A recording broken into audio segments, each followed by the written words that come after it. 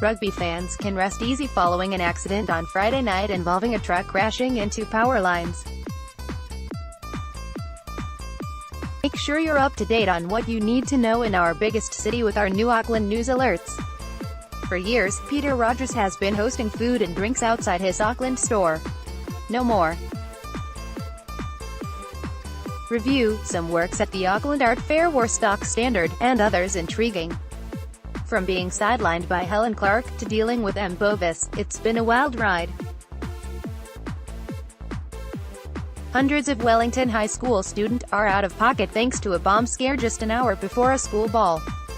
Police have located a 23-year-old man reported missing from Wainuiomata overnight. Haunui, our first commercial wind farm, opened in the windy hills of Wairarapa in 1996. Only 80 people live permanently in tiny, beautiful Moana, and getting in isn't cheap. West Coast daycare staff offered counseling after colleague, who is later fired, tells employers she has HIV. From kombucha bars to boutique apartments, Southtown may be the city's best place to be. Calls for harsher penalties on those who assault healthcare workers. Have your chakra mapped or chase some waterfalls on your days off.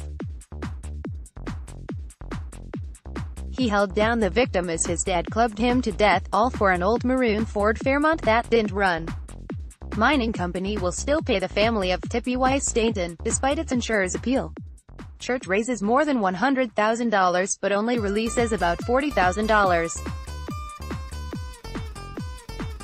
Disgruntled loser hits back at Rotorua mayor with challenge of his own. Council is buying out owners of shoddy homes, but they're at odds over a fair price. Firefighters found a dead woman at the scene of the house fire near Tauranga. Rotorua's mayor blasts the man who finished runner-up to her, as council's legal bills keep climbing. Back for its fifth year, the Taranaki Arts Trail features more than 70 artists opening with studios and galleries to the public. Head teacher Mark Bowden has steered Spotswood College through 8 years and a terrible tragedy. 100 years ago, Arthur Ambery died trying to save another climber on Mount Taranaki. Lawyers for Yaero Stadium's owners will investigate whether anyone can be held liable. Mandy Lynn is on a mission to change the way women think about their bodies. Reporter Carly Thomas got her kid off and got involved. Clearing the Manawatu Gorge of slips could take up to 3 years and cost $50 million. 2 people have been critically injured, another 2 seriously in a crash near Taihape. A car crashed into a building on Napier Road on Friday night. Opinion: New Zealand's tourist attractions bring a lot of people to the table, but how should we be splitting the bill at the end of the night? Fatal crash near Murchison exposes cracks in St. John's staffing. The Bajent Reserve has been left a muddy mess after hoons took to it with their cars. The predictions may talk about the next 100 years, but climate change is already being felt. Could a 100-meter-high chalk beaver bring more tourists to Marlborough?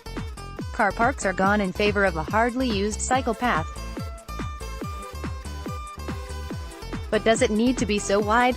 Teenagers in Blenheim may finally have a place to hang out, other than McDonald's. Marlborough students are fed up with classrooms built when caning was still a thing. Small school now has a big reminder of its award-winning conservation work. Smoke spotters simply want people to change the way they're heating their homes.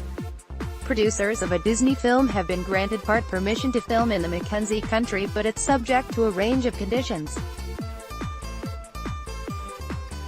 Safety issues keep Rangatira's wheelhouse tied up ahead of auction. The flavors include watermelon and sour worms, but the industry is downplaying concerns kids will drink nicotine juice. Over 230 females from the Queenstown Lakes attended the annual Chamber of Commerce Women's Conference.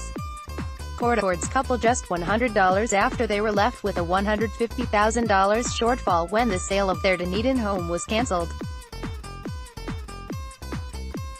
A prisoner was rushed to Dunedin Hospital with serious injuries after an alleged assault in court by 2 co-accused. Burns victim Roger McKernan says he is being screwed over by ACC because he suffered his injuries when he was a child. Some firewood suppliers are giving the industry a bad reputation, hiking prices and selling wood that can't be burned. The flavors include watermelon and sour worms, but the industry is downplaying concerns kids will drink nicotine juice. Man suffers shotgun wound to the leg while out duck shooting in Southland.